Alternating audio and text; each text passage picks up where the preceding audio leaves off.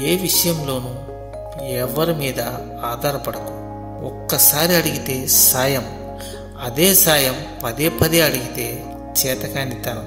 వీలైనంత వరకు ఎవరి సాయం లేకుండా బ్రతకడం నేర్చుకో. అప్పుడే నీ మీద నీకు నమ్మకం, నీ మీద ఇతరులకు గౌరవం పెరుగుతుంది. జీవితం ఆశతో కాదు, ఆశయంతో బ్రతకాలి. ఇక్కడ బ్రతకాలి అంటే యుద్ధం చేయాలి, అలాగే పోరాడాలి. భయపడినా బాధపడినా మన జీవితం మనల్ని ఈ ప్రపంచం నుండి దూరంగా విసిరిపారేస్తుంది. మనల్ని ఒకరు మోసం చేశారు అని బాధపడటం కన్నా మనం ఎవరిని మోసం చేయలేదు అని సంతోషంగా ఉండటమే మంచిది.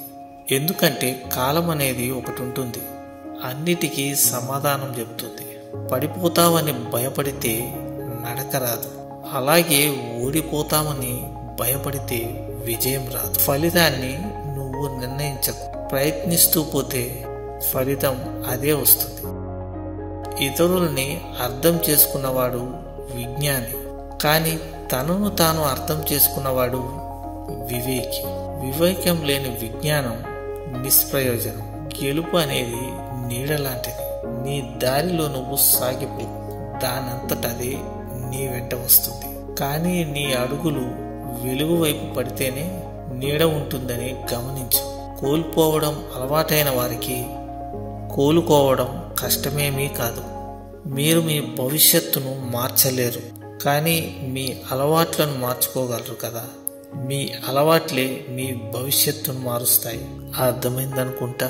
10 మంది స్నేహితులతో కూర్చొని ఒకరి గురించి చెడుగా మాట్లాడటం కన్నా ఒంటరిగా కూర్చొని ఒక మంచి పుస్తకాన్ని చదవటం ఎంతో మిన్న. జీవితం చాలా అందమైంది. ఒక రోజు, ఒక గంట, ఒక నిమిషం. నీ జీవితంలో ఏది తిరిగి రాదు. ద్వేషాలు, వాగ్వాదాలు వద్దు. ప్రతి ఒక్కరితోనూ నవ్వుతూ మాట్లాడు, అలాగే ఆనందంగా జీవించు, ధైర్యంగా ఉండు.